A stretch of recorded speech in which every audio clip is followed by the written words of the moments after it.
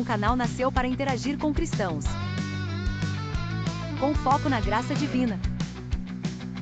Compartilha testemunhos de fé inspiradores. Explora histórias de superação e amor. Oferece ensinamentos bíblicos profundos. Seu conteúdo é acessível e acolhedor. Incentiva a participação ativa dos fiéis. Responde perguntas complexas sobre a fé cristã. Fornece apoio espiritual aos necessitados. Promove a paz e união entre as pessoas.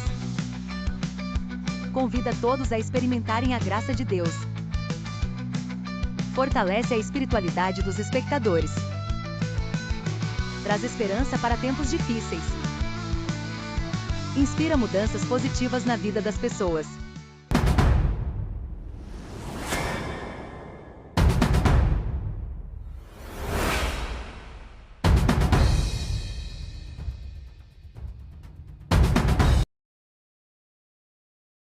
No século XVIII, o Iluminismo varreu a Europa, trazendo consigo uma nova apreciação pela razão e pela ciência.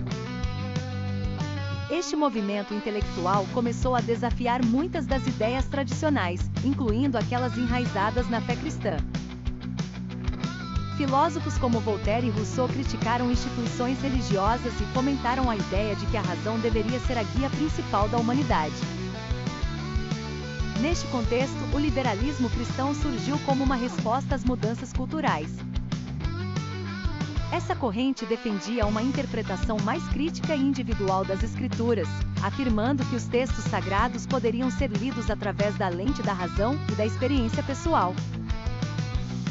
Por toda a Europa, teólogos começaram a reinterpretar a Bíblia, procurando harmonizar a fé com as modernas ideias de progresso e liberdade. As ideias iluministas incentivaram uma visão mais humanística da religião, e muitos cristãos começaram a enxergar a fé não apenas como um conjunto de doutrinas a serem aceitas sem questionar, mas como uma jornada espiritual que buscava entender Deus e o mundo com coração e mente abertos.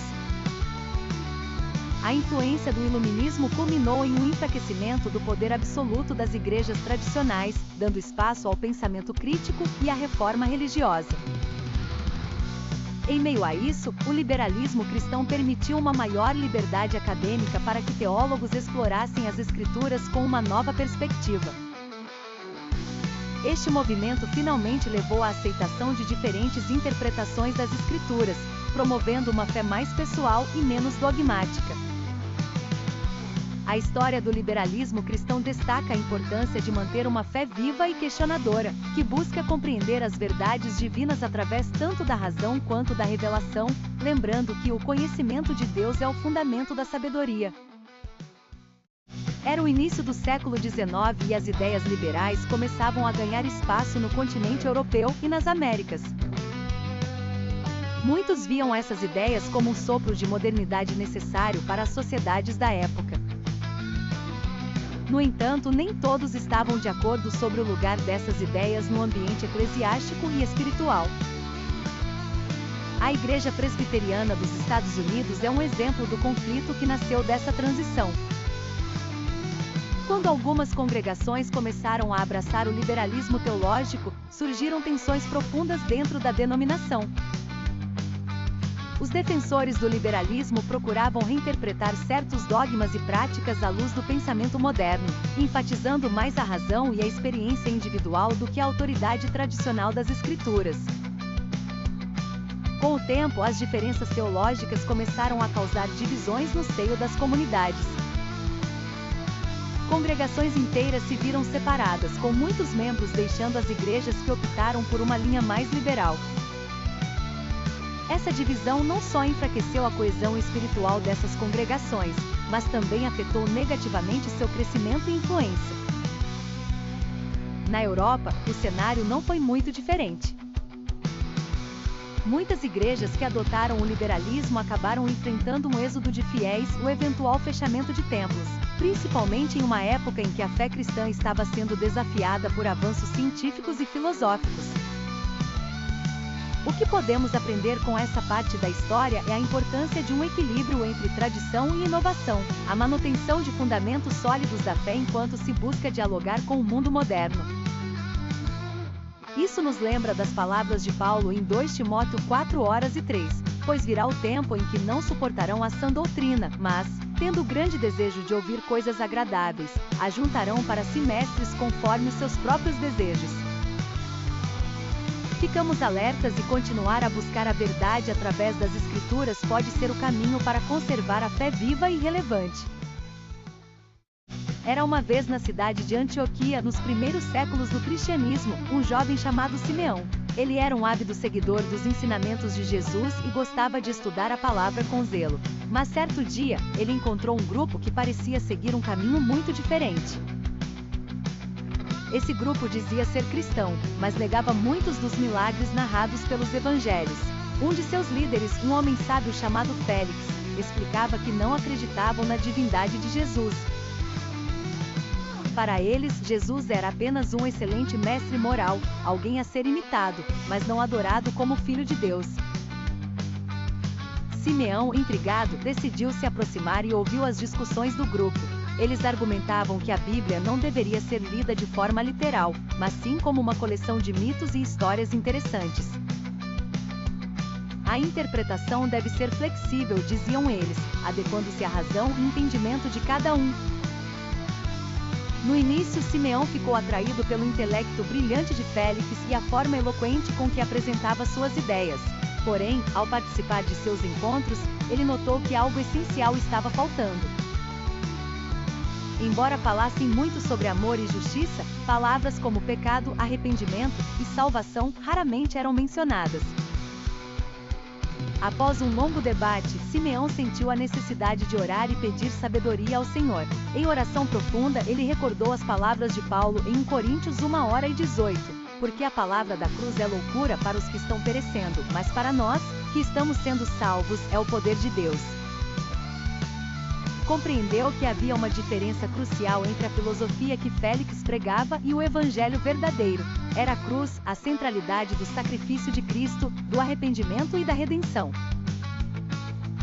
Simeão decidiu que precisava compartilhar essa verdade com Félix e os outros. No encontro, falou com o coração: a moralidade é importante, mas sem a cruz de Cristo, a essência do cristianismo se perde. É a cruz que nos lembra da graça, do amor e do sacrifício divino. Assim, Simeão escolheu manter sua fé firmada na rocha que é Cristo, não apenas como mestre, mas como Senhor e Salvador. A lição desta história é que a verdadeira mensagem cristã não se esvanece em filosofia. Ela reside no poder vivificante da cruz e na ressurreição de Cristo. Porque está escrito: destruirei a sabedoria dos sábios e anularei a inteligência dos inteligentes. No coração do Jardim do Éden, uma história antiga se desenrolava, oferecendo uma lição eterna sobre a natureza da verdadeira liberdade. Adão e Eva viviam em perfeita harmonia com Deus, rodeados pela beleza do Criador, onde todas as suas necessidades eram atendidas.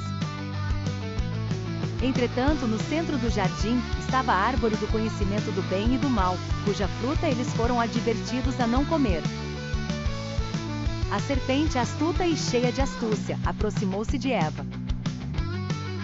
Com palavras doces e enganosas, insinuou dúvidas sobre os mandamentos de Deus. Certamente não morrerás, sussurrou ela, prometendo que seus olhos seriam abertos e que seriam como Deus, conhecendo o bem e o mal. No desejo de se tornarem senhores de seu próprio destino, Adão e Eva comeram o fruto proibido. Imediatamente a harmonia foi quebrada. Eles perceberam sua própria nudez e se esconderam de Deus, a quem agora temiam.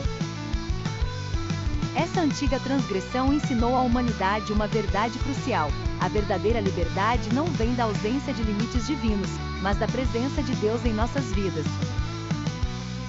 Em busca de autonomia, eles perderam a paz da união com o Criador. A história do Éden nos lembra que a liberdade que realmente importa é aquela conseguida ao caminhar ao lado de Deus, não ao nos afastarmos dele. Como diz a Escritura, onde o Espírito do Senhor está, aí há liberdade. Ao discernir a luz a seguir, devemos escolher aquela que vem do Criador e não ser seduzidos pela ilusão de sermos senhores de nós mesmos. Assim, o desafio de cada geração é escolher entre seguir a visão do Criador ou buscar uma liberdade que resulta em separação e medo. No coração de cada um de nós, esta escolha definirá não apenas nossa história pessoal, mas também nosso destino eterno. Em uma igreja contemporânea, o pastor Antônio se preparava para sua pregação de domingo. A igreja era conhecida pela sua abordagem liberal e por atrair muitos jovens que buscavam um equilíbrio entre a fé e a modernidade. O templo, repleto de tecnologia e design moderno, ressoava com músicas animadas que falavam sobre amor e aceitação. Naquela manhã, Antônio contemplou a mensagem que deveria compartilhar. Ele sabia que, embora o amor e a inclusão fossem fundamentais, não podia negligenciar o papel essencial do arrependimento e da santidade. Enquanto folheava sua Bíblia, encontrou a passagem de Mateus 16:24, onde Jesus diz: "Se alguém quiser vir após mim, negue-se a si mesmo, tome a sua cruz e siga-me." Durante o culto, Antônio subiu ao púlpito e começou a falar sobre a autenticidade do Evangelho, que não poderia ser diluído por conveniências modernas. Ele ressaltou que o verdadeiro amor cristão não apenas aceita, mas também desafia as pessoas a se transformarem através do arrependimento e do carregamento de suas cruzes pessoais. Ele explicou que o liberalismo, quando mal interpretado, poderia criar uma visão de cristianismo sem sacrifício, sem cruz. "Um evangelho sem cruz é um evangelho sem Cristo", declarou, ecoando as palavras de teólogos clássicos. E então ele conclamou sua congregação a buscar um equilíbrio, a abraçar tanto a graça quanto a verdade da caminhada cristã. Ao final do culto, muitos fiéis se aproximaram de Antônio, agradecendo por relembrá-los da importância de uma fé que transforma e exige compromisso. Aquela mensagem fez eco em seus corações, desafiando-os a viver um cristianismo autêntico e profundo. Lição: o verdadeiro evangelho inclui amor e aceitação, mas também exige arrependimento e o compromisso de carregar a cruz, seguindo os ensinamentos de Jesus. Em uma pequena aldeia no coração do Império Romano, nos tempos dos apóstolos, vivia um jovem chamado Anas. Ele era conhecido por sua devoção e fervor pelo Evangelho de Cristo. Anas dedicava seus dias à oração e estudo das Escrituras, sempre buscando viver de acordo com os ensinamentos de Jesus. No entanto, o ambiente em que Anas vivia não era favorável à fé cristã. O liberalismo da sociedade romana incentivava o hedonismo e a adaptação das crenças ao gosto da época. Tudo era permitido, desde que não se confrontasse com as normas e prazeres da sociedade. Muitos dos amigos de Anas estavam começando a questionar sua fé, atraídos pelos discursos motivacionais que prometiam felicidade sem sofrimento. Certo dia, Anas foi convidado a participar de uma reunião de filósofos que discutiam a adaptação das religiões para se ajustarem ao gosto popular. Ele ouviu muitos ali falarem sobre como a religião deveria ser uma fonte de motivação e não uma imposição de regras e arrependimentos. Ao ser chamado a falar, Anas levantou-se com coragem e disse: "A fé no Evangelho não é uma ferramenta de motivação passageira. Ela é a verdade que nos transforma, nos desafia a abandonar o pecado e nos prepara para a eterna salvação em Cristo Jesus." Anas foi ridicularizado, mas ele permaneceu firme, sempre focado na cruz e na promessa de salvação. Ele sabia que mesmo em meio à pressão para se adaptar aos ideais de sua época, a verdadeira transformação vinha pelo arrependimento e pela fé em Cristo, não em meras palavras motivacionais. Anos depois, quando as perseguições contra os cristãos se intensificaram, muitos que haviam abraçado o liberalismo retrocederam em suas crenças, mas Anas permaneceu firme, testemunhando sua fé até o fim de seus dias. A lição desta história é que o Evangelho nos chama a nos transformar pela renovação da mente, para que possamos discernir a vontade de Deus, que é boa, agradável e perfeita.